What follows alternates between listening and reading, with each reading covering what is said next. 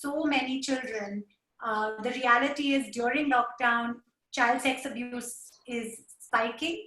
And I think this is, of course, extremely, extremely worrying. So today I'm really happy to be part of Arpan's webinar on keeping children safe from child sex abuse during lockdown. We have wonderful panelists here, and apologies in advance. It's my first moderating of a webinar, so I'm used to the physical contact of, a hug.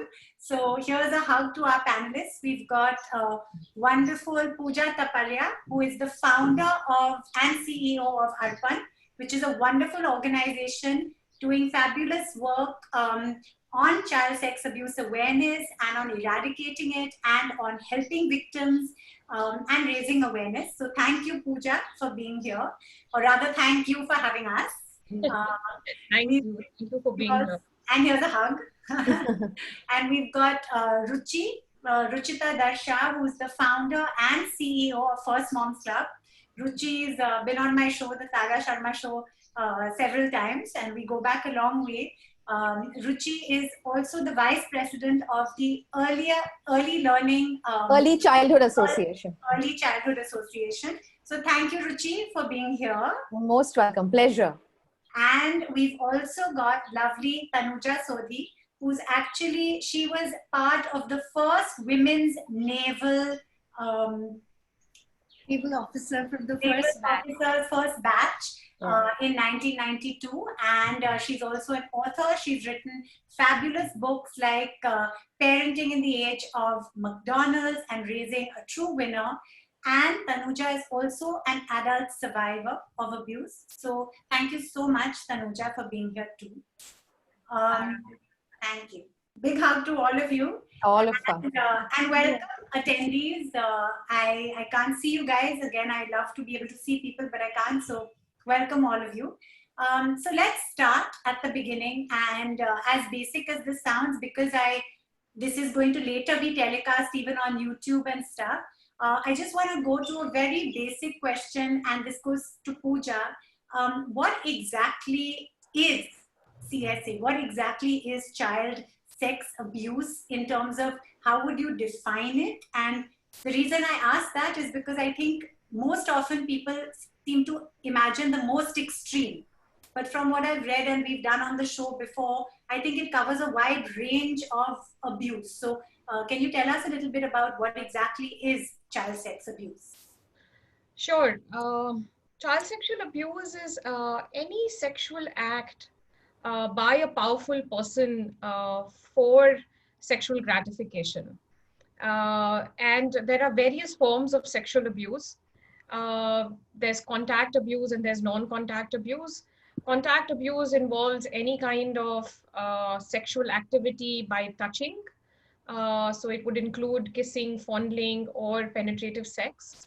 Non-contact abuse would include watching a child be asked to perform a sexual act, or even watching child sexual abuse material, or even by using language that has a sexual, connotation to it.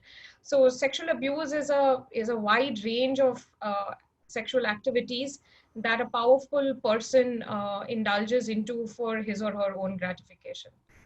Thank you, Pooja. As I said, I think that's very useful to know right from the start, because I know that, a lot of people assume the most extreme, whereas actually that graph is so, or rather the spectrum is so wide. And I think that's very, very good that you clarified that, because I believe that some of the statistics are also really alarming. I think the 2017 National Child Abuse Study apparently said, 2007, that 82% of adolescents have experienced some form of sexual abuse, and 21% of all children and adolescents have experienced severe sexual abuse. So this just brings us to the fact that this is such an important topic. And the reality is that a lot of us have a tendency to think, oh my God, this is something so distant. But the truth is, unfortunately, it's often not. So that brings me to Ruchi as the founder of a mummy community and being in touch with so many mums from all over the world. Do you think that there is a lot of stigma? I'm talking now from the perspective of parents. Do you think that people talk about this, or do you think it's something that is in desperate need of more discussion? So I think definitely there is a need to discuss it more, and of course Arpan has been doing it for years, and I don't think it's ever going to be enough.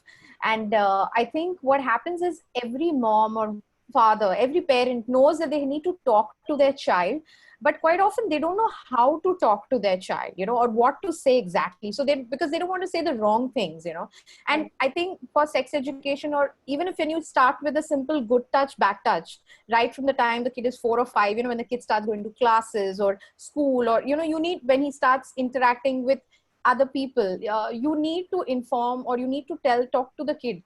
And most often the parents will do the good touch, bad touch, but then they don't know what is the next step. And also, I think the common myth or issue is they talk about it once and that's it, and they forget. I don't think that should be the thing. You should continuously keep talking about it and keep talking to the child as he or she grows, and it has to be age appropriate, So I think that we've actually done a lot of awareness. Even on our platform, we've collaborated with Arpan, and we've, either shared articles or posters.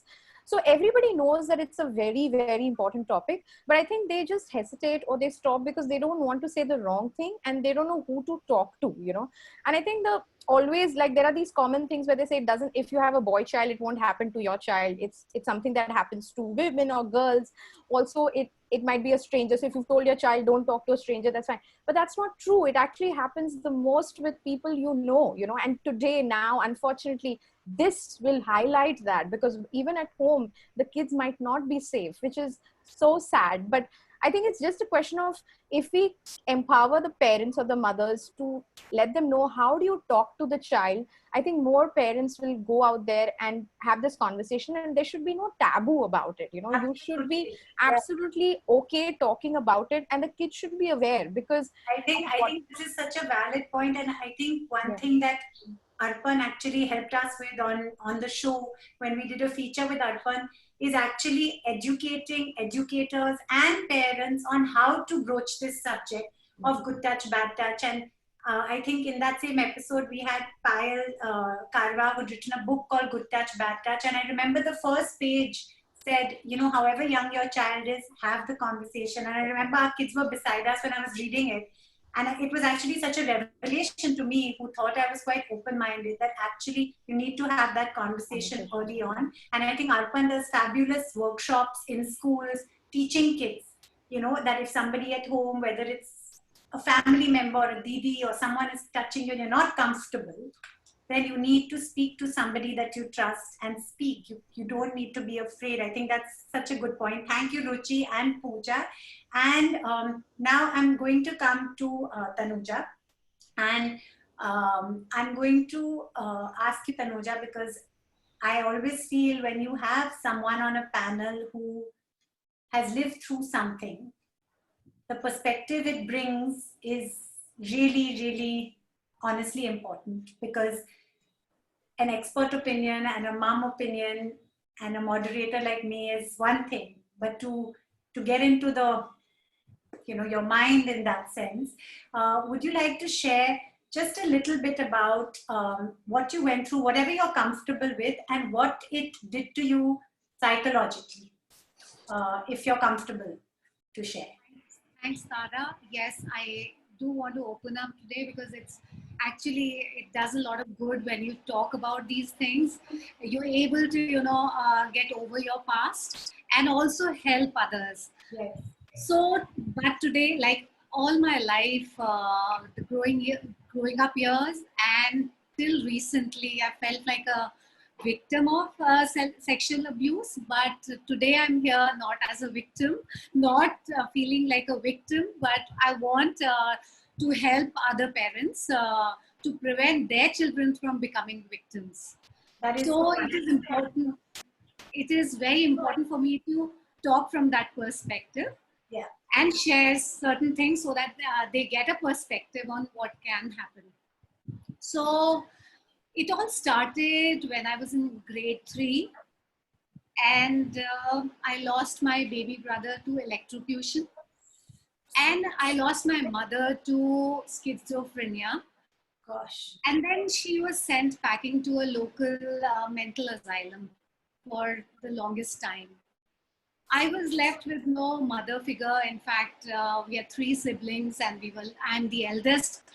We were left with nobody actually we could trust. We were very scared of our father, very, very scared of his anger and stuff.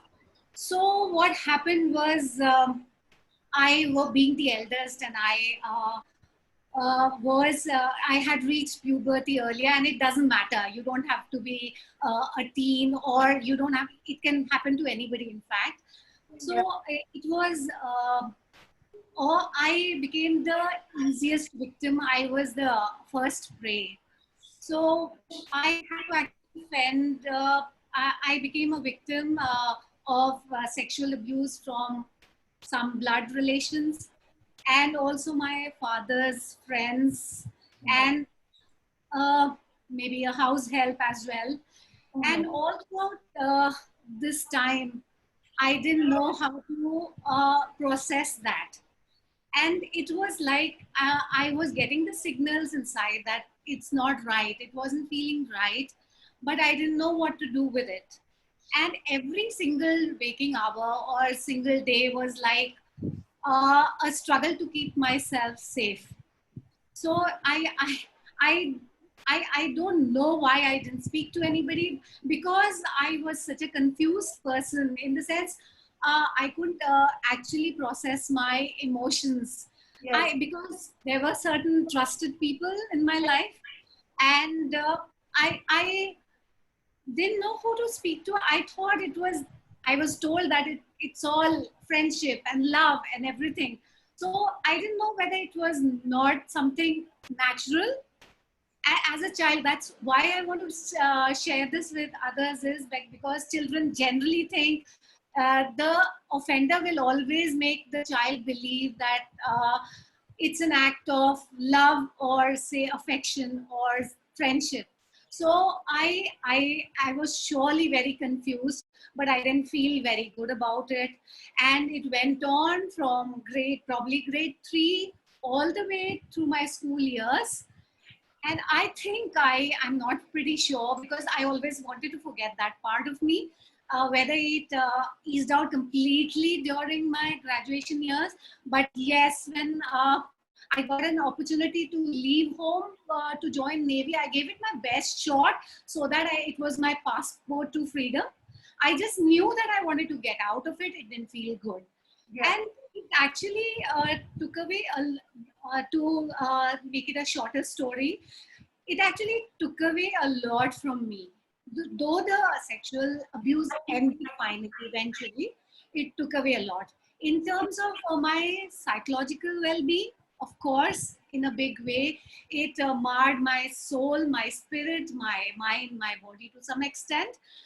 And that's what I want to share, that it's a very, very big trauma. It can have lasting impressions for a child. So if you think you can ignore it, or you think it's not a big deal, or it can't happen to your child, you need to not take it for granted, because once it happens, it can really have a stamp here and here.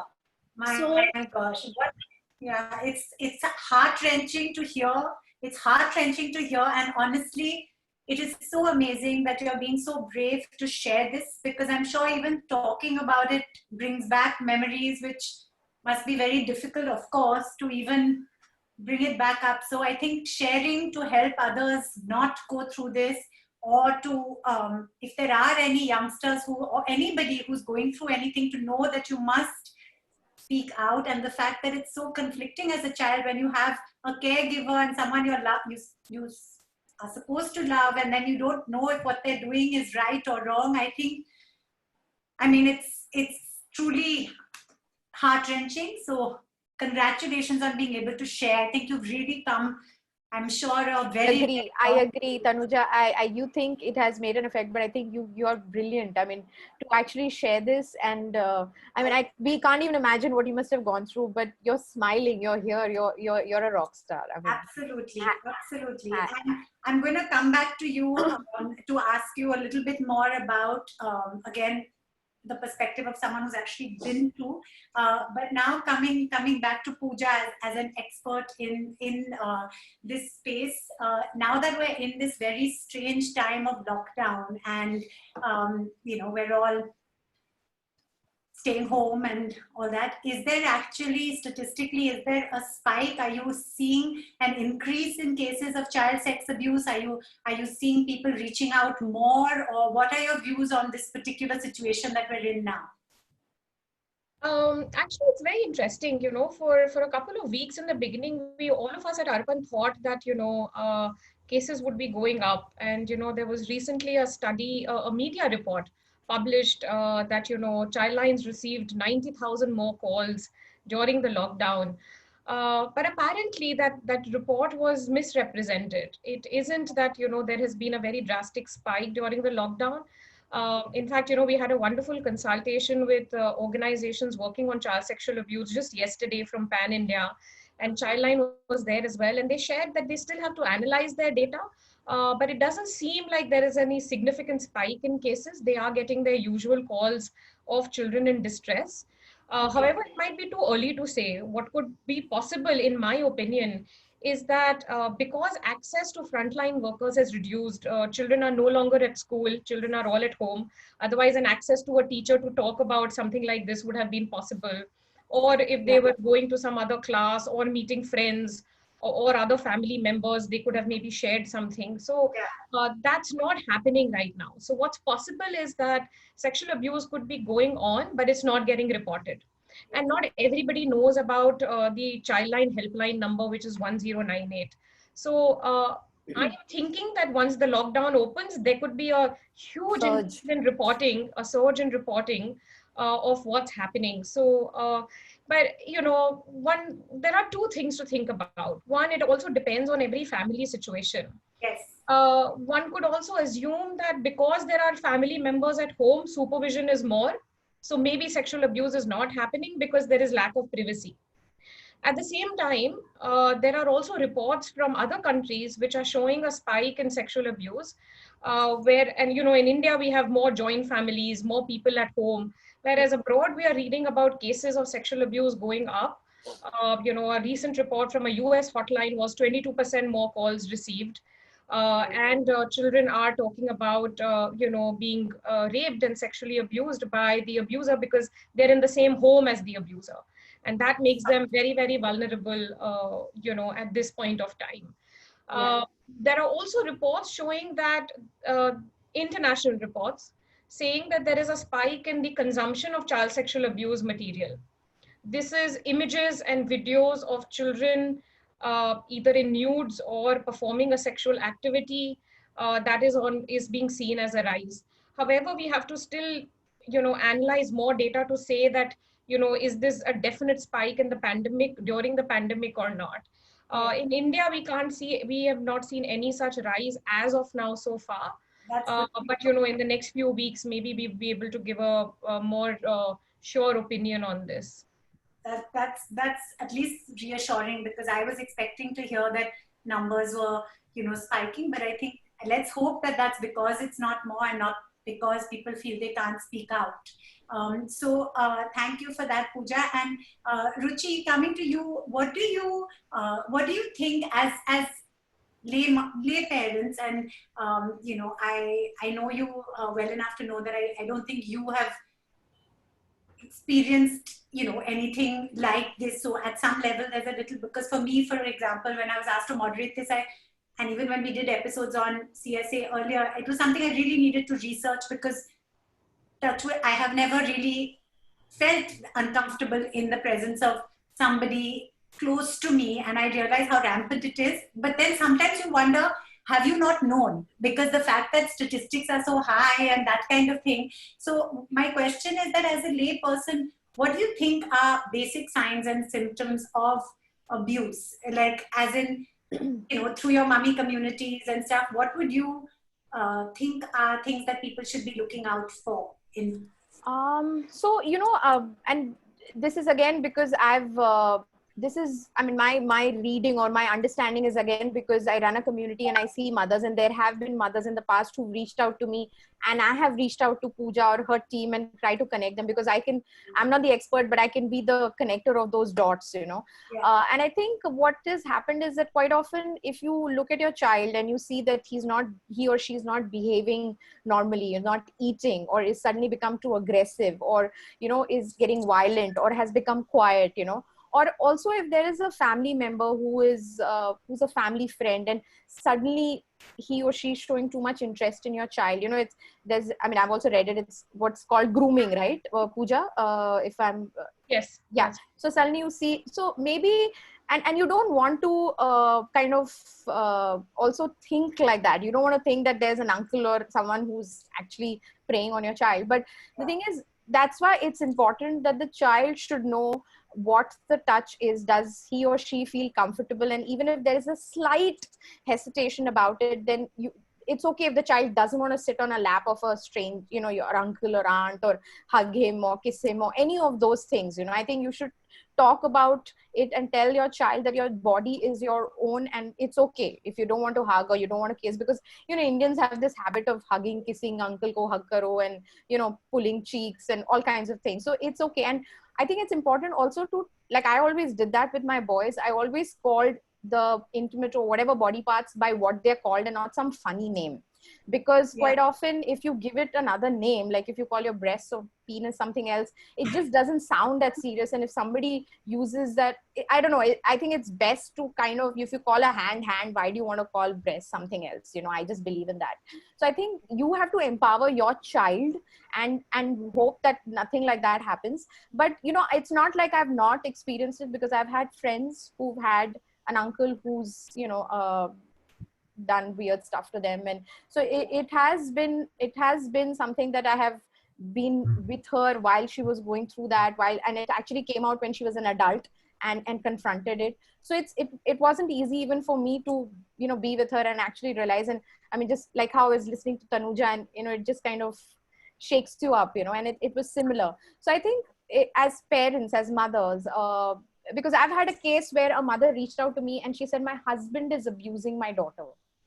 And what do you do then? And that was a tough one. And I don't know, Pooja, if you remember, but I had reached out to Arpan, and they were outside Bombay, and we tried to get an NGO from their city. So those are really, really tough situations. But I think you just have to keep talking and not expect, and don't think that a child doesn't know anything, because honestly, whenever you give your child the good touch, bad touch talk, or especially when he or she is ready for sex education, trust me, he or she knows, if not more than you, then definitely some stuff, because he's talking to his friends, watching movies, older siblings, in the school bus, they know stuff. So let's not pretend and not just know. I think, as Tanuja said, she intrinsically didn't feel comfortable. Yes. And I think that listening to your body is such an important thing, that, even if kids are very, very small and you may not be able to really explain what is, you explain good touch, bad touch, and it's great to see that a lot of schools, including our school, and, so many schools are addressing, yes, what is good touch and bad touch quite. Use the terminology safe touch and unsafe touch, please. Okay. That's the right vocabulary to use. Thank you, and please we'll do that. Please feel free to put those to use that, because otherwise children tend to internalize the bad touch as something bad happened to me and therefore I am bad. Okay. So valid point. Thank you for sharing this. So safe touch and unsafe touch. I think that's a really important thing. So anyone out there, please use those terms. Thank you. And also, Tanuja, coming to you now, you were very, very, very little, and as you said, you yourself just didn't feel right. You thought something was wrong, but you couldn't. Tara, I can't hear you. Can you just? Yeah, sorry. Can you hear? And how you said that you couldn't pinpoint what exactly was wrong, but you didn't feel. You felt that something was amiss. Why do you think children don't speak up? In your case specifically, very tragically, your mother wasn't around, and you did not have a mother figure at home to reach out to, but you had aunts, you had siblings. So what do you think prevented you from saying something? Was it fear, or was it I can just guess why I didn't. Going back and reliving or trying to be that girl again and trying to understand why I didn't. So there could be 3 to 4 factors. First is, obviously I got no education about safe and unsafe touch, which was like totally very important, and it's like formative and foundational for all kids. And then thereafter, there were too many things. Even if I did get that, that wouldn't have sufficed, because there are 2-3 things. First of all, a child would, I must have been confused, as I mentioned, that whether it's a natural kind of a thing, because we always, even children, if you say don't trust anybody, it's not the people around you, the trusted ones, that you will focus on. You will always think about somebody else.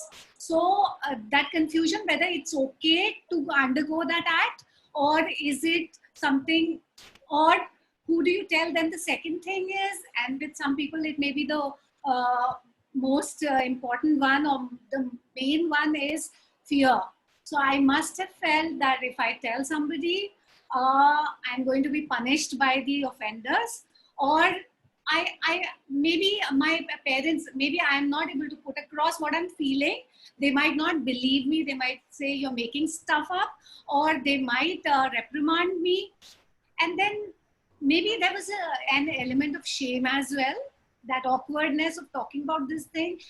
If it didn't happen to anybody, it's happening to me, and it's not a nice thing. Because I don't feel so nice inside. So maybe it's not something you can talk to. And the last thing was, and it is there, I'm sure it is there with others, lack of trust. I didn't trust anybody around me so much to be able to talk to somebody, because unless you have conversations all throughout your growing up years, parents have to be so involved with you to be able to ask you about your day every single day, find out signs, as Ruchita mentioned, that see if there's something unusual about your behavior, your moods and everything. Know and tell your children already that if there is anything that happens, trust us. You tell us immediately and we'll help. And they know that you will not get after them or scold them or punish them. So that feeling of trust was not there. And I feared my father anyways, so much that he was not somebody I trusted. Wow, Tanuja, again, that's very heart-wrenching. And I think, do you think now, if you look back in hindsight, if you knew of an organization like Arpan then, and I mean, I know it's very difficult to imagine, but as it was going on for so long, do you think that you would have perhaps been able to trust a so-called outsider, you know, like an organization that's not within your circle? Because I think the whole purpose of today's session is to raise awareness and help anyone out there who might be watching, or somebody who knows somebody who wants someone to call, but not necessarily someone who knows their people. Yeah. So do you think that if you had access to an Arpan, you would make that call? Yes, if I could process my state, because here parents come in because they would have, you know, given you enough education, told you get out, tell somebody. So if after what happened to me, maybe repeatedly, I would have thought about having somebody. So if I had some outside help, I am sure I feel I should have gone there. And today the scene is much different, because there is no taboo around talking about these things. And there is like that kind of a fear is not as much, that if you talk, media is there to cover, help, everything is, even the offender would be a little on the back foot. So it is very empowering today to have organizations like Arpan. So I'm sure that had I gone through it repeatedly and knew something like that, and there was no internet then, there was nothing, absolutely. So I am sure that I would have got a lot of help if I had just once called them up or just once got in touch with them. Yeah. And it's I have to actually emphasize another point, that it is very important to nip it in the bud and find it, and not just pretend it didn't happen. This is very important, so I'm adding it here, that because it had a lot of repercussions on me. So when I grew up with a very low self-esteem. I was very low on confidence. In fact, it was in my feet. I was very self-conscious as a child, even till about 3 to 4 years back. And it's another story for some other time, how I overcame that. And besides that, I feared everything. In fact, I would startle easily. I would have repeated nightmares about certain things. It actually, I didn't have a very strong sense of identity. I just didn't feel very good in myself, as if I have some virtues, I have some personality. I just, it was like I was very insecure as well. So it is very important to take these things seriously and reach out to help in the form of course, as Pooja and Ruchita have already mentioned, that safe and unsafe touch, but also say that in case, God forbid, something happens, you have to immediately reach out to the next trusted person, or before that, tell the offender no, a very vehement no, that I don't like it, and just run. It is like it might just save you from the rigors and the repeated abuse. And once you are there, don't forget to tell your children that you are. What is very important is the conversations every single day. They bring, they work on the bond, and they also build that trust that is needed, that eventually if something goes wrong, they can trust you and quickly vomit it out. So it's very important that these conversations are ongoing and reiterative. Every now and then play these scenarios, if and when and then what kind of scenarios, and tell them that these people can be in the form of somebody trusted, also teachers, a bus conductor, or a house help, or somebody from inside. So you have to be wary of all of them and give them help.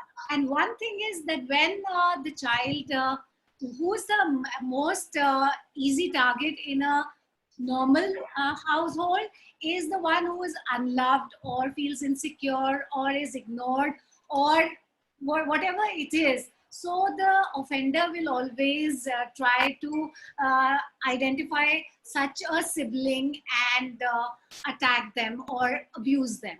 So you have to be...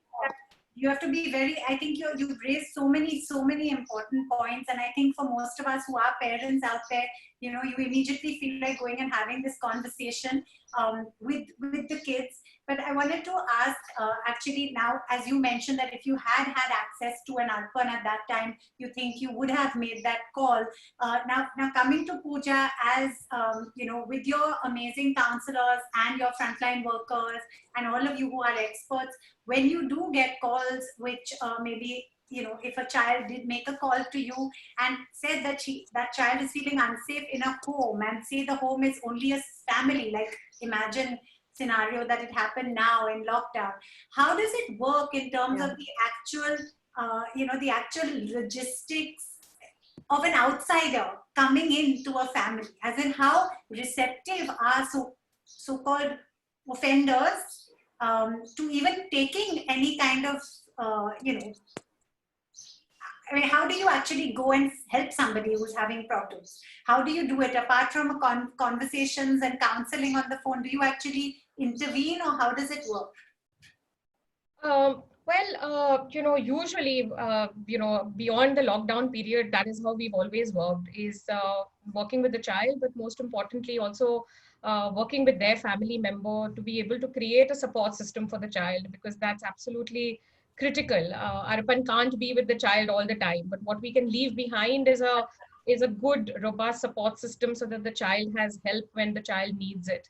I Right. think different about the lockdown is that our access to children has reduced. So Yeah. we've been calling our children whom we've been doing counseling with to understand and hope that they are safe, and the abuse isn't happening or hasn't restarted. So Yeah. far, with all the calls we've made, our children are saying they are safe, and I'm hoping that they're saying the truth and are not able to not say the truth because somebody could be around them, and I can only hope for that. Yes. However, Childline is working as a very important frontline worker during the lockdown times, and all we need to do, either as an adult, so we could be a non-offending family member or non-offending parent, and all we need to do is, if we need to seek help, call up 1098 and connect with Childline, and they will be there. They will come and speak to you, speak to the child, understand what's going on, and they will take action. However, if a person does not want to take action, because connecting with Childline also means that there will be reporting to the police, there will be further action.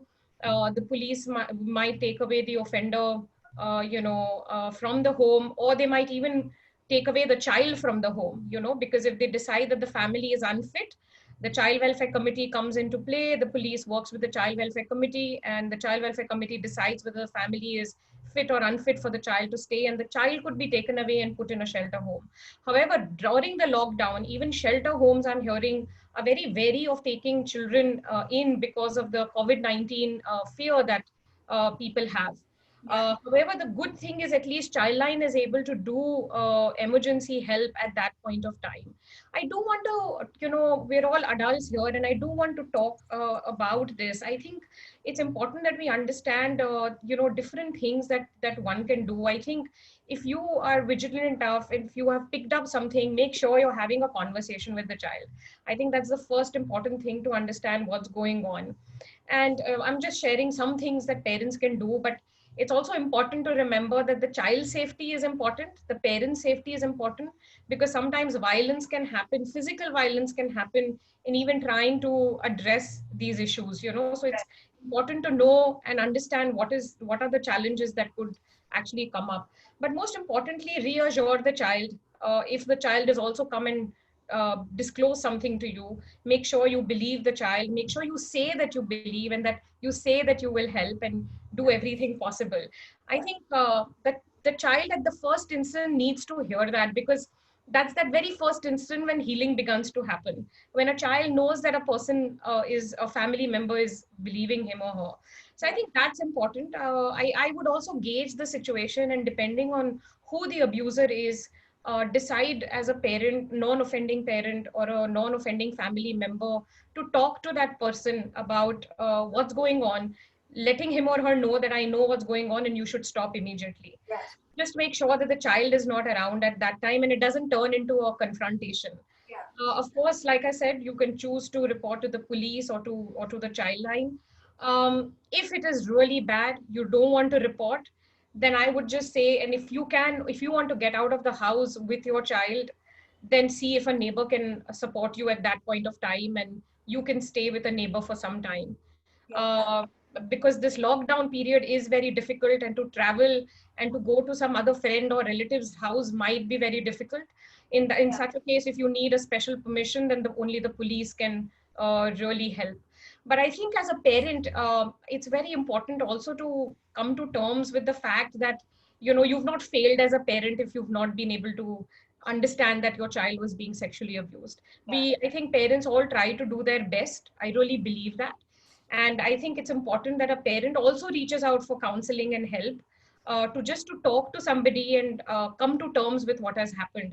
So, call Arpan's counseling number 9819086444, and speak to our therapists, and we can help you also strategize on what you can do. So right there to help during this very, very different situation. Thank you, Pooja. That's very, very helpful. I think parents also needing that counseling and help. They're seeing something that's disturbing is so important too.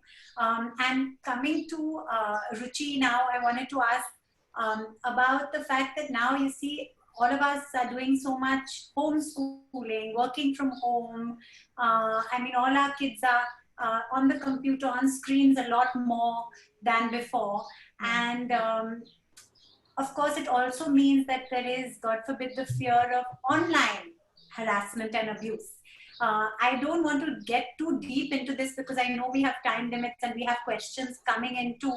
But do you want to tell us a little bit about, because I know you've done workshops and things on online safety for children. So anything you'd like to say about that? Because I know as parents, that's another big stress factor, that what happens online. One thing is the real world, the other is the virtual world. So anything you'd like to share about how parents and children can make sure that they're safe online?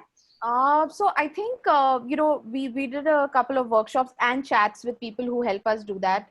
And once again, just like CSA and how you talk about awareness, you have to constantly keep talking for anything. I think the communication between the children and the parent have to be open. You should be always talking about it, even if you sound like a nag. So I have a 15-year-old and an 11-year-old, and the 15-year-old of course looks at me and say, I know better tech, I know better than you, like what are you telling me, but I'm constantly telling him.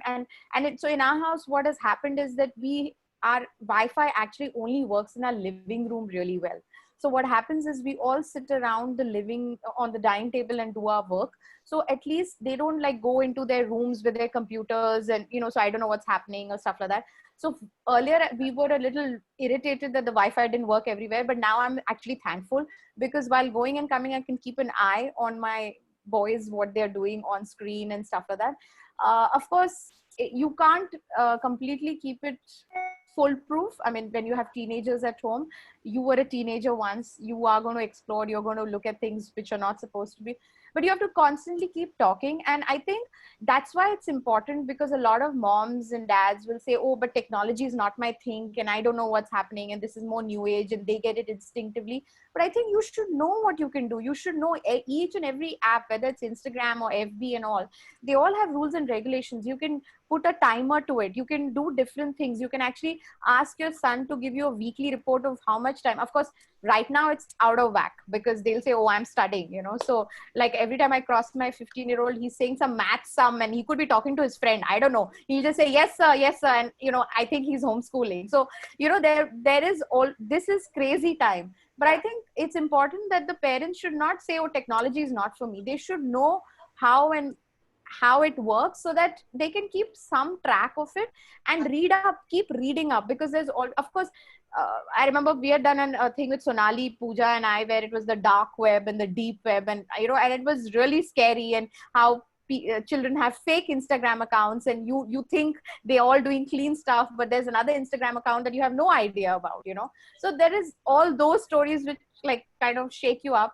But you just have to keep talking and have faith and just be updated. Don't be in the era where you say, oh, this is not for me, so don't think it's a new age thing. You have to update yourself, learn more. Every app has this parental control, and keep a track, and if, like I remember Sonali telling us that if the history of your child's laptop is zero, like there's nothing, then definitely your child has seen stuff and he's cleaned it up, so you have to keep track of things like that, and at the same time not be intrusive, because he or she also needs their space, especially if he's like a 12 or 13-year-old or a 15-year-old, and just treat them as adults, don't treat them as kids. They know more than you. I always say that. Absolutely, I think that's amazing. And very helpful.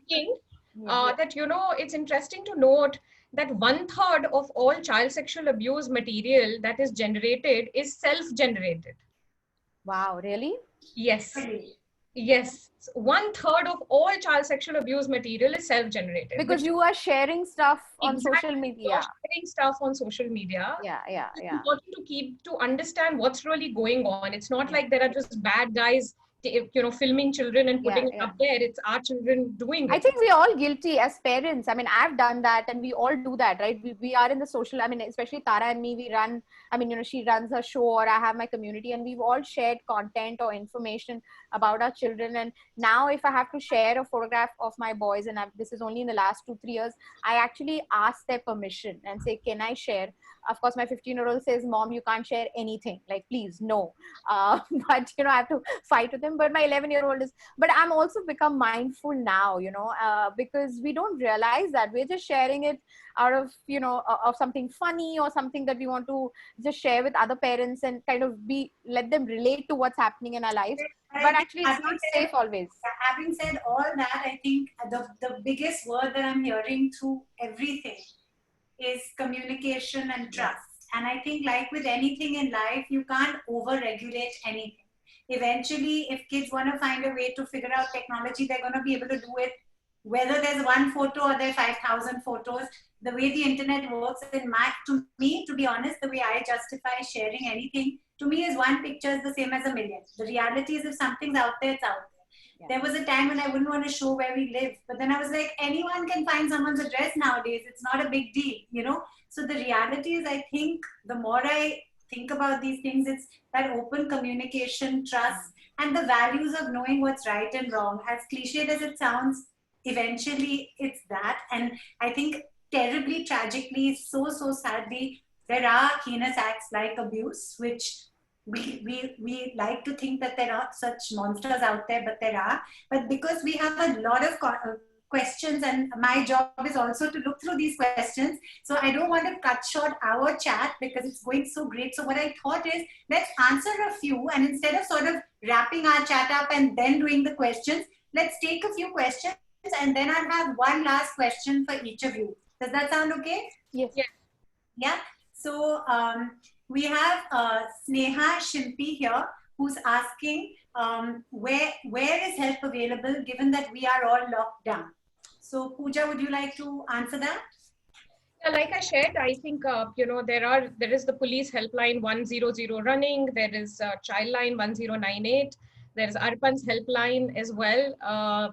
Just connect with us. There is help on the ground. Don't worry. There might be some delays because of the lockdown, but there is help that's there. So do seek it. Okay, so because I'm new to this webinar, did Sneha hear that, or do I also she need must to have, because we are also live. No, we are live. So she must have heard it. So that's great. That's great. We also have Atya, who's asking how to create a safe environment in the home for children for cyber sexual abuse. So I think we've just talked about that. So Atya, I hope your question was answered in that. I think communication and the values of. So I'd just like to say one thing, and that's sure. Again, whether it's child sexual abuse or online. So we had done a workshop, and there was a child. I interacted with a 14-year-old, and he was being bullied and abused. And the reason he didn't tell his parents was because he said, they might not believe me. And I think that's a common thing, the child has to feel that. And the other thing was, he said that they would take away my internet and phone access, and he didn't want to let go of that. So, that's a big fear that teenagers have. Because they want to be connected. Internet is their world. They understand it like better than us. So two things. He thought his parents would believe him. And if they did, they would just take his phone away or his iPad away for a week or 10 days or something. So I think it's important for parents to believe in their children more than anything else. Absolutely. And Samsung Galaxy S7, I guess people put any name handles. It's a question that actually is going to take me to Tanuja, because it is also going to be the question that I wanted to ask Tanuja. Samsung is asking, what are the safeguarding competencies needed for abused adolescents?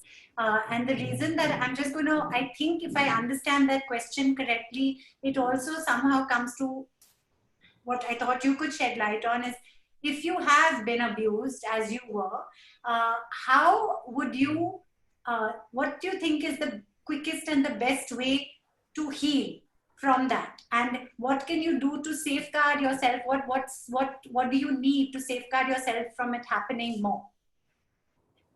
So it is like for parents to understand, or like for teenagers and young adults as well. So from parents' perspective, if your child has been abused already, the first thing they should remember is giving them a very, very sensitive and understanding environment. So this is something which is going to take time to heal. So they have to understand the process maybe a little long term. So start by not being edgy, pushy, or making it look like it's the end of the world.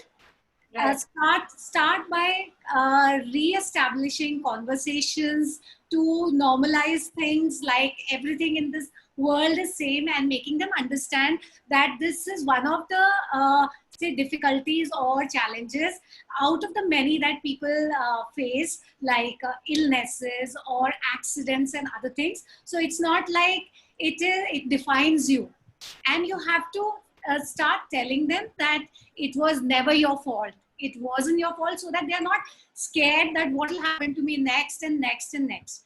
And then you let them vent out their emotions completely. They're going to be awkward. As Ruchita said, they might throw tantrums, they may be angry, they may be agitated, because they are trying to process their emotions. First of all, they are at that stage that they may not know how to deal with them. So give them their time and space, and not get impatient and edgy yourself with them. I think it's fabulous, and you've actually answered, I think, Hina Beg's next question, which was, how can we build resilience in children? And I think the fact that you just said there, that keep reassuring them that they're loved and that you trust them, I think that's something that goes a long way, I think, in giving them that self-confidence and that knowledge that they are not wrong. Yeah. And of course, I would want to add, Tara, that finally, it is very important, at least in today's world, to have a therapist. Yes. Because it's not like a psychiatrist or something, which the word connotes. It's more like a clinical psychologist who helps you understand your own mind. So they will help you process your own emotions. That goes a long way in helping you heal.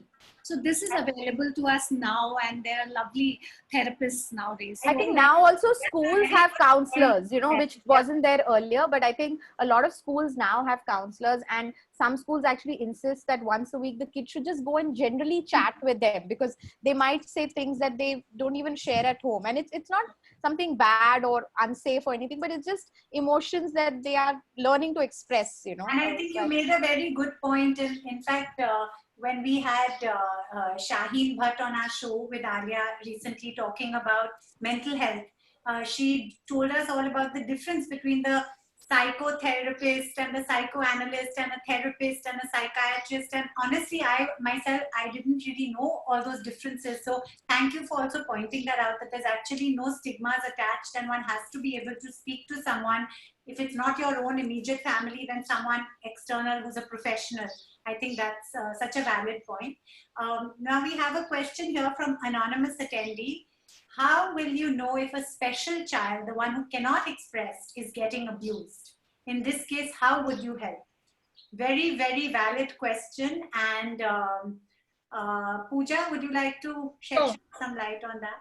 Yeah, well, I think, it's important to look out for any change in behavior, because let's say if a child was generally very enthusiastic about things or is a lively child, suddenly if the child has quietened down, then you know that something could be going wrong. Yeah. Usually we've also seen, if bedwetting has started or increase in bedwetting is happening, then that could be a reason. With special children, one can also look out for any increased aggression, any kind of behavior that looks out of the normal behavior that you could see. And that's true for all children, actually, not just special children. But any change in behavior, I would say, is something to look out for. What I'd like to add also is that in case you also see some eating and sleeping disturbances, if a child is suddenly feeling very anxious, or there's a hypervigilance, or there is regressive behavior such as thumb sucking, or increased hostility, these are signs that are telling us that something is wrong. But I wouldn't jump to the conclusion to say it is sexual abuse for sure, because I'm also somebody who believes that we don't need to be paranoid about it. I think it's very important to have a balanced approach. We all, as adults, need to be vigilant about our children, but we also don't need to be paranoid about it. So I would discourage from jumping to the conclusion that, oh, my child could be experiencing sexual abuse. I think it's more important to try and understand what's really going on and communicate with the child and try and understand what could be happening in. And I'm sure that, even with special children, parents have developed some kind of a communication channel. Yeah. And, and find out what's going on. Yeah. Absolutely. That's very, very helpful, I think, for anyone who's in that situation. Now we have Minakshi who's saying, how do we distinguish between acts of grooming and acts of love? I think even for us as adults, it is difficult to distinguish between the two. How are we supposed to teach this to children? One of the easy things would be, if a person is, say, let's say somebody who's coming to your house, the frequency increases of this person. Could be a relative, could be a friend, is bringing gifts for you and your children more frequently, is offering to, maybe supervise your child when you're away more frequently than the usual. And you see that there are these sudden changes that you're noticing. Or you find even a family member alone with your child in a room. I think it's great to just ask the question. Again, don't assume that something could be going on, but assume, you walk into a room and maybe you see an adult with a child, maybe just playing on the bed, and you just ask, hey, what's going on? Are we having fun? Are we playing a game? What's happening? And then it's just, you can be very unassuming and still get an answer to what's really going on. So I would say that it's important to ask these questions and look out for some changes in behavior where even an adult, a family member, could be getting more physical with the child, even the proximity has increased. So these are things, some things one could look for. It's interesting because, as you said, one shouldn't be paranoid. But there are times when, as lay parents, you do sometimes observe that people don't necessarily mean it badly. Sometimes it's also cultural. These are all the nuances where you might have, a help or something who's quite physical, just showing affection. And sometimes I found myself telling people, I'd rather that you don't, I'd rather you don't pick up. And I've actually felt bad about doing it, but I've also done it because I actually don't want to put my kid in a situation where they're being picked up, even if it's out of affection by, say, a well-meaning security guard. It's a very nuanced thing because you don't want to hurt someone, but at the same time, I think the priority is you don't want to put your kid ever in a situation that could, for any reason, turn into anything. So I think paranoid one shouldn't be, but that balance, sometimes I think you just have to instinctively find. Very true. It does happen. And also respecting your child's likes and dislikes. Yeah. Very often an uncle and aunt, or even us as parents, we want to hug our children, and the child's just, wanting to get out of that. I think we should be okay to let that go, But I agree with you, Tara. It's very difficult. It's very cultural. It's very cultural. It's very cultural. I'm actually half Indian and half English, and I notice when we visit my sister in the West, and then people don't come and sort of do the usual to kids or hug them, but here it is a more, we're more physical, I think, as a culture here. So there is more of a tendency to pick up a kid or hug a kid or say cutie, or, so I think that just figuring out what is okay is sometimes interesting. Now we've come to 311237CO. What is the right age of a child to teach about safe and unsafe touch? Are the children in the age of 4 or 5 able to understand it?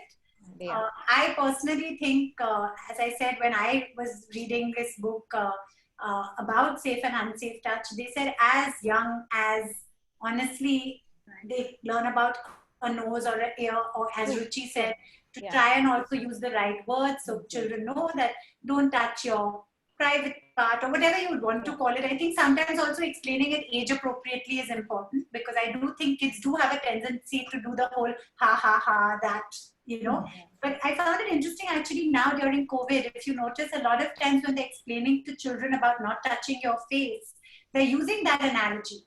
That just like we don't touch someone else's private part, or we don't touch our own private part 5 times or 20 or 100 times a day, stop touching your face. And I found it quite interesting because you know, it's so intrinsic to kids not to touch or not to have anyone touch them unsafely. They know that.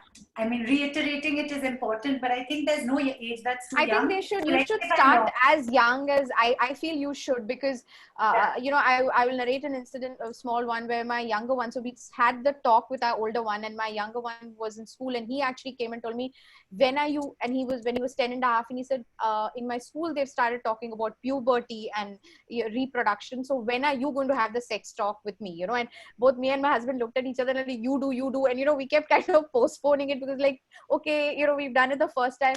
But actually he was like, because the school was talking about it, and then we said, okay, then why are we acting silly, you know? We should talk about it. So I think you should start young, of course, like you said, age appropriate, at least talk about the safe unsafe touch, and keep talking. It's not like once you've done it, that's it, because you have to keep repeating yourself. Or Definitely start at the age of 3. yeah, Yeah, that's true.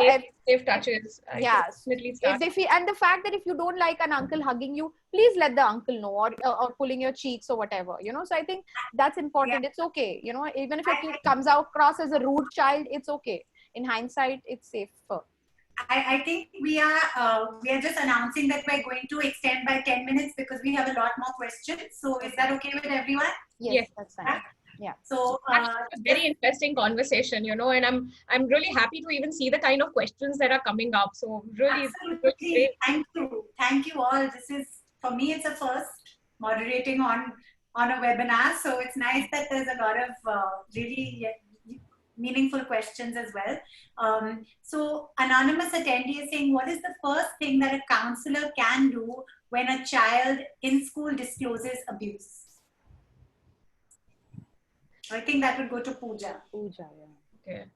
Well, I think schools might have their own protocols, but I think, as I understand, a counselor might have to report to the principal, because the counselor is from the school. If the therapist was outside of the school, then it was a different thing. But if it is a counselor in the school, then definitely talk to the principal, and then both can decide. You know, on how to inform the parent, and if there is an offending parent, then how to talk to the non-offending parent. But I think what's most important to keep in mind is to take permission from the child. Most often we as adults decide what's right for the child and what is it that we think should be the way forward. But you know, at Arpan, with every single case, we've always asked permission from the child. Can we tell your parent? Can we call your family member? Until the child gets convinced, actually spending 2-3 counseling sessions giving a rationale of why it's important, we don't breach that trust. Because otherwise we've gone ahead and done the same thing, that the child is feeling betrayed by experiencing sexual abuse, and then we betray the child again by telling an adult or their family member without telling the child or taking permission. So I would suggest that should be the first course of action, and then of course work with the family to create a safety plan, and at all costs make sure this abuse stops. Absolutely. I think we've got Charlene saying online sex abuse is increasing by the day. What are the ways to avoid this type of abuse? I think we spoke quite a lot about online and regulating, and also more than regulating what they watch or what they do online, educating them on what's okay and what's not. Because eventually, I don't think how many ever child, and we have all kinds of child timers and only child content and all that's allowed, but eventually they're able to break through anything if they want to. So I think the values also, I think there are filters now even on streaming platforms, you know, that you can actually put a code, and so even if the child is watching something, say on Netflix, you know, and you don't want him or her to watch you can actually put a passcode, so he or she cannot enter your login, and only will get stuff that you can see on a children specific communication. What's different that's happened in the lockdown, I'm hearing, is that the kind of moderation social media teams were doing earlier are unable to do because of the lack of time and staff. So what I'm hearing from people is that suddenly a child could see something inappropriate. Yes. That's because they haven't been able to timely pull down stuff, because the thousands of things go up every minute from across the world. In fact, even with Zoom, there was that whole exactly something being hacked and suddenly things popping up. So I think one has to... During the lockdown, this could happen, but otherwise, usually there are protocols in place. Pratyusha is saying, how do you all practice self-care given the kind of difficult work you do? Pooja again. I think Pooja is it's the toughest job on earth. I feel it's so tough to deal with and to be emotionally, be able to actually handle all that. I don't know how she does it.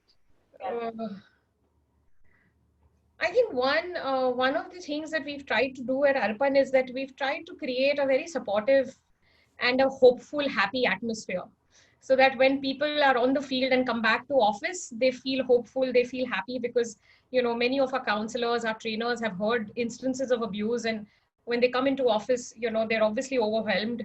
And so we try and make sure that there is a strong support system at all times. What's also interesting is that, and it's worked really well, is that we all try and go in for therapy. I can't say that the whole team's doing it. I am going for therapy. I've been going for therapy regularly for 10 years now, and it's helped me keep sane. It's helped me, continue doing this work, because it it's not easy. And I know that many of my colleagues go and seek therapy, and Arpan gives a special monthly therapeutic allowance for people to go seek therapy, so that we all can take care of ourselves, because vicarious trauma will set in, because we're hearing traumatic stories every day. And so we ourselves might feel traumatized. So it's really important to take care of ourselves. And, there are different things that we do to take care of ourselves. Whoever asked this question, thank you. Thank you for asking this. That was I don't even, I mean, I sometimes get messages in my inbox, and it's like maybe once in 10 days or twice in a month. And there is someone who's having a difficult marriage, or someone whose child is getting abused. And it shakes me up for the next 2-3 days. And, and I've luckily now running the community, I have people like, Pooja or other counselors or people who work with abused women, and I've been able to connect them, but it just shakes me up. So it is very tough, but you just feel at least you have a platform where you can help people, and that gives you, and I remember Pooja telling me this the first time I reached out to her, saying that this woman who reached out to me, and she said she has not reached out to anyone but to you. So you have to connect her to someone else, because she's showing so much trust and faith in you. And, that put me in such a, that brings us to this next question, or rather this next comment. And I think to me, it already put a little bit of tears in my eyes, which has happened a few times already this session. We've got anonymous attendee saying, I was raped by my uncle at a young age. Does this make me a bad person?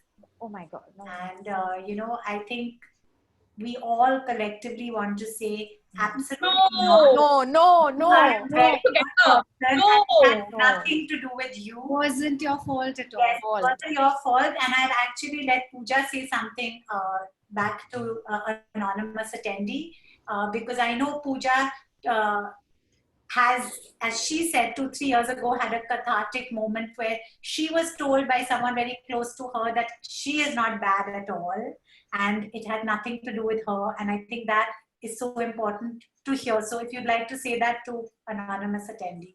Yeah, absolutely. Not Pooja, sorry. I was saying that to Tanuja. Yeah. I was looking at Tanuja but saying Pooja. I'm so sorry. So that goes to Tanuja. Sorry. So yes, you have to know, you could feel it if you don't know it right now, that you are not bad at all. It's not your fault. Because for all the while, if you don't know it already, it can really mar your spirit. I've thought about this. I've always thought I've had shame in growing up years and thought there was something wrong with me, why it happened to me. So you must know, you have to just sever your past. That doesn't define you. That was a one-off incident, and you have the entire life to grow psychologically, mentally, physically, and do anything you like in this world, and it should be behind you. Cut it off as a bad tumor, and it's over with you, and move forward. I feel wonderful. And if you do feel there's some kind of an anxiety coming up every now and then what I have actually, what has helped me personally is some self-care, which is like in the form of meditation and gratitude journaling. These two are my go-to at every single day that I go to. And when I think of all the good things happening to me and write them down in my gratitude journal, I feel things are very good with me and I'm good. So get your self-esteem up. You're wonderful. It wasn't your fault at all. Okay, I think now, thank you very much for that. Now what I'm going to do is I'm going to read out a few questions, but I think they can be collectively answered because I don't think we can go on for too long and there's a lot of questions. So this question, I'm just going to put 2 or 3 together. Nahida is saying a lot of parents may be open to discussing safe and unsafe touch with their daughters, but when discussing this with their sons, parents tend to hesitate. Do you have any methods to which parents can open up to their sons, as boys are abused too?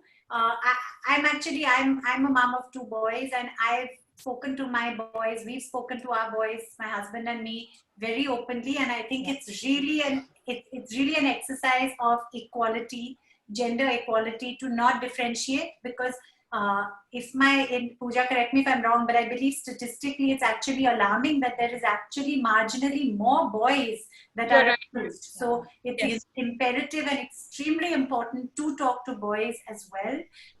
And I know in our TV show, the Tara Sharma Show, we had Harish Iyer speak about his experience as a young boy of being abused, and how, you know, he eventually told his mother and how it took her a long time to be able to accept it, and how he finally was able to talk to her, and, you know, how he would stress about also talking to boys. Then we also have here, many a times, anonymous attendees saying many times you find children are overly alert because there is a constant fear of that something might happen and you can't trust anyone. So I just wanted to ask, how much is too much? So I think, as Pooja said, one can't also be paranoid. So I think awareness is important, but not also thinking that everybody who's coming and sort of giving you a tap on your back is meaning badly. I think it's as you said, a balance. Trust your instinct also. Yes. Absolutely. Then we have Galaxy saying how to prevent children from unknowingly or driven by actions learned from adults abusing other children.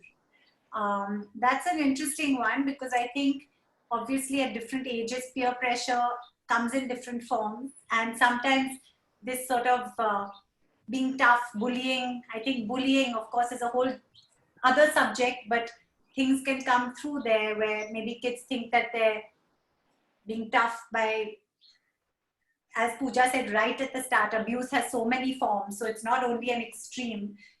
So would you like to, one of you, say something about that, or should I move on and collectively? Yeah, okay. Then we've got Amarjeet saying identifying symptoms linked to sexual abuse is very difficult when children are already tense and anxious due to COVID-19. How should we look at this while trying to understand if a child has experienced any abuse? So again, I think you've talked about this. Yeah, just talk to your child and find out what's going on. Because I think, anxiety about COVID, we need to address it. Correct. I think just keep talking. I think I always believe that even when I'm feeling anxious or, you know, or happy or sad, I talk to my boys. And I feel that if I keep talking to them and involve them in my life, when they grow up, they will also do the same. I mean, I hope they'll do the same, because if I don't share my, what happened in my day, or, you know, they're not going to share what happened in their day or what they are feeling like. So it's important where we don't always pretend like we know it all, and keep also sometimes asking them. So like when I'm stuck at any tech support I need, I bring in my older son. But I think it's just important to, at some point, just keep talking all kinds of stuff. You know, it's not just about this general conversation, always. Mamumi is saying, is there a possibility to get triggered during an adult who has been sexually abused when he or she was a child, and what can be done to help that person to stop thinking about it? Yes, absolutely. And we've been getting calls on our helpline from adult survivors who've been feeling triggered during this lockdown, because you suddenly feel caged up and you feel powerless and you feel helpless and you think it's not in your control anymore about what you can do. You can't go out. So it can very much lead to triggers. I would strongly suggest connecting with a counselor and talking. Like I said, Arpan's helpline is there. Please connect. And if you know of somebody who's experiencing such triggers, please call our helpline. Thank you, Pooja. And Priya is saying, are abusers only men, or are women, can women also abuse? Absolutely, women can also abuse. I think, again, it's not a gender defined thing. Abusers or victims can be both genders.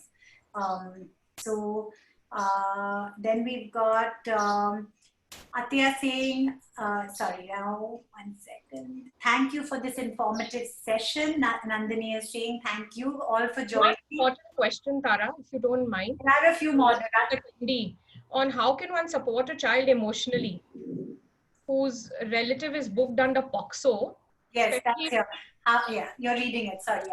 Family sees you as a culprit responsible for breaking up their family, and how to ensure child is not more vulnerable than before. I think that is an important piece. Tanuja, do you want to answer that question? Can you repeat the question, please? How can one support a child emotionally whose relative is booked under POXO, especially if family sees you as a culprit responsible for breaking up their family? How to ensure the child is not more vulnerable than before? I guess it can bring up the anxiety for the child for sure. But it is, again, I feel that you have to just tell them it is not your fault. Whatever is happening in the family, it is because it is not because you have done anything wrong. And however things went, it had to be dealt with like this. And if say your whoever has been the abuser has been removed from the family or asked not to come, it is for the entire family's benefit. I would look at it like that. If somebody wants to add something. That's very helpful, I think. Pooja, do you want to add something? It's important to not ostracize the child for saying the right thing and speaking out.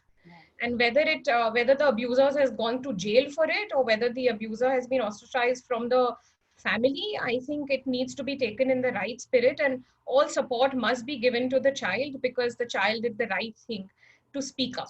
And I don't think we should stop children from talking about this. Absolutely. Now we've got Jaya. Jaya is saying, if a child comes to someone for help who is not a qualified counselor, should that person talk to the child or refer the child to someone who is trained? I think this is very important actually as a question, because I do find that in this age of, honestly, Google and all of us, I'm saying it for all of us, there's a tendency to everyone becomes a bit of an expert without being a full expert in a sense, So I personally am very mindful always of saying on my show that I'm not an expert. I now conduct yoga classes and I start everyone by saying I've been learning for 20 years, practicing 3 times a week. I might be able to bend and do everything, but I'm still not an expert. So I would never ever personally answer anything medical or mental health related without saying that I'm not an expert. I'm just sharing as a mother. So this is a very important question, I feel, because I do find that a lot of people take advice from anyone who seems to be in some position of slight, I won't call it power, but some kind of, so I mean, for some things, I think there's generic help where you can help based on what you know, like saying things like communication and values and all. But when does that line get crossed where you must refer someone to an expert? So can I just add something, because it happens with us, because on our platform, moms write to me and they expect me to know all the answers, which is not true, because I'm just another mother like them. It's just that I'm the admin of the group. And we also do that even with when parents ask about medicines, not only about such things, but so we always say that you cannot ask these questions on this platform, and please do not take advice from fellow moms when it comes to issues like this. You have to reach out to an expert. So we actually, luckily, we have a bank of, counselors or people who we can actually suggest to these parents and say, please reach out, or say Arpan, or reach out to any other community or any other experts that we have, because I think that's when it happens, because a mom does tend to believe or trust another mom, but she might should realize that even if the other mother has all, she means well, she might not have the right answers, you know. So it's very important that you reach out to whoever it is, a therapist, a counselor, or the right doctor or the expert, but not always, you know, the other person can be a good listening ear, but not the solution to your problems. It can create a conflict also. True. You don't know what to Yeah. believe and what not to believe. Correct. Absolutely. True. Yeah. And I think like with anything, I mean, there is such a big element in life of each to their own. Everyone's situation is different. Correct. Everyone's circumstance is different.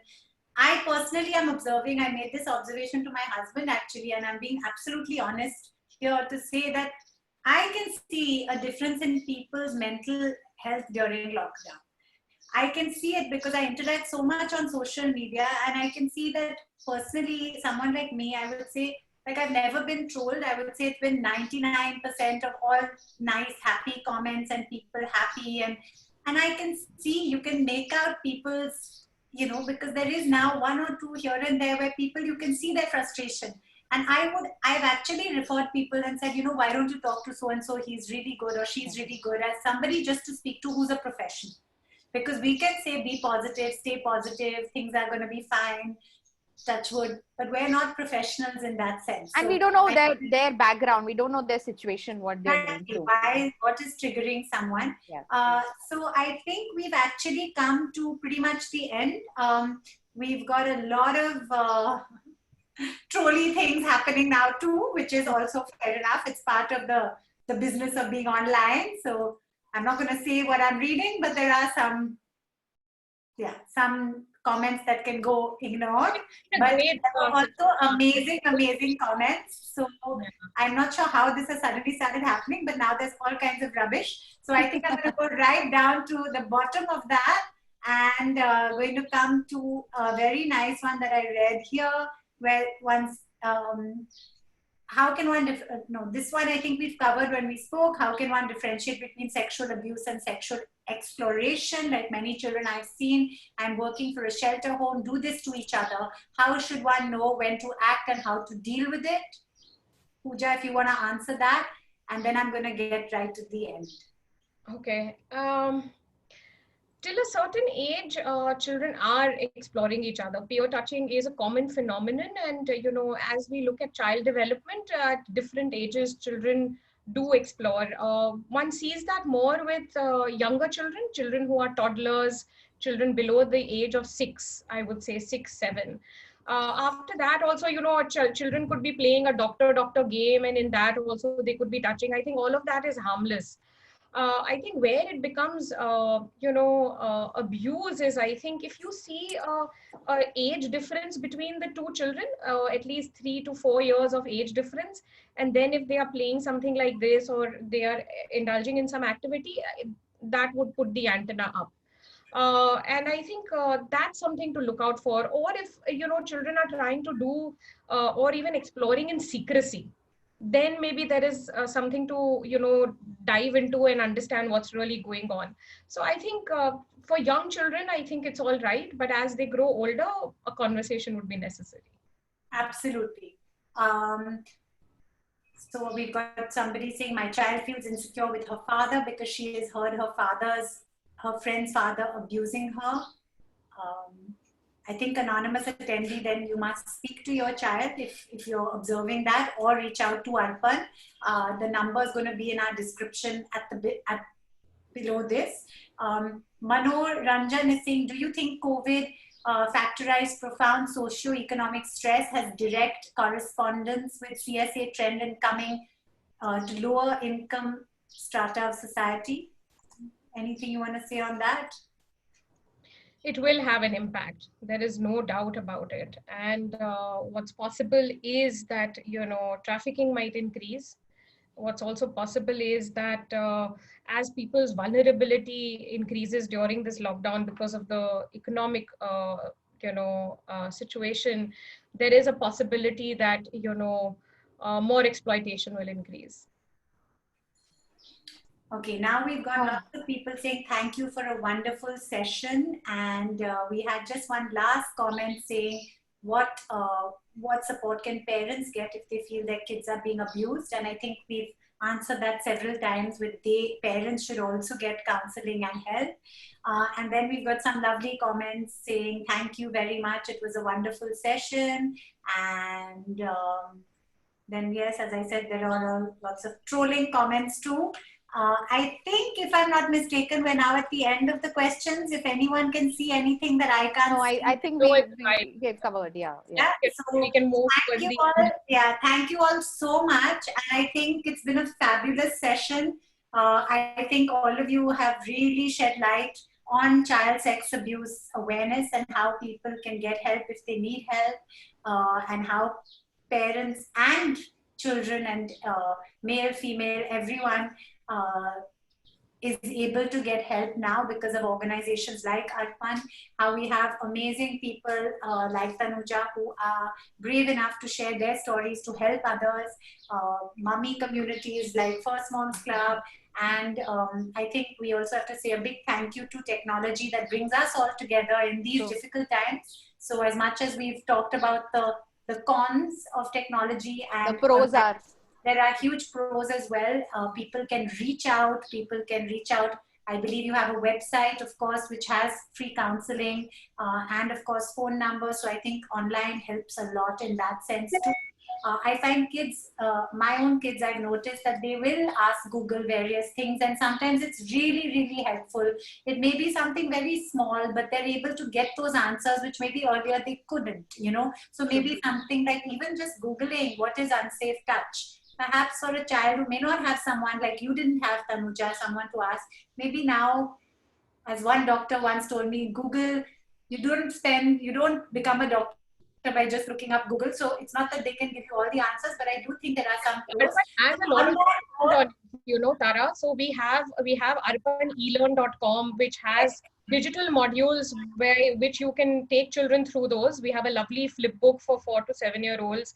We have courses now for 8 to 10 and 11 to 13-year-olds. Very simple, 40 minutes. Take the children through those courses and they'll understand about personal safety and safe and unsafe touch. I think there are also popular videos now that are available on YouTube, which are not sometimes kids think that, oh, this is some curriculum and you don't want to learn. But I think even there are movies that talk about it, and there are plays that are there, and it becomes easier and organic to make them understand what it's about. And I mean, for me, I can only think of Monsoon Wedding, and I think they did an amazing job of showing that, and it just becomes so much easier for everybody to understand what it does. So on that note, guys, thank you all so much. Thank you. Thank you, Tara. Thank you so much for really coming on and doing this for us, and making this such an enriching session. It was really, really lovely. Thank you for your time. Thank you, Ruchi. Thank you, Tanuja. Both of you are as wonderful as ever. And lovely Tara. Look forward to, doing more of this together because it's such an important topic. And we can just do as much as possible to create awareness on this. True. No, thank you so much. Tanuja, I want to say a special thank you to you. I think you are so brave, and I think it's going to inspire so many of the viewers out there. So, I mean, we can only support and do your bit, but looking at you, it's amazing. So thank you for sharing your journey with us. Yeah, special thank you. Thank you so much. Thank you also for having that chat with me last night, because I was in tears and it honestly gave me the impetus to dive in and ask things that I might not have asked. So thank you, and thank you all. Fabulous session. Bye-bye. See you. Thank you. Bye. And we'll share it on all our platforms so it will be everywhere. Oh, will do. Thank you. Bye. Bye, everyone. 1 minute. Let's take a picture of all of us smiling. We anyway have it, but let's just take it. Okay? 1, 2, 3.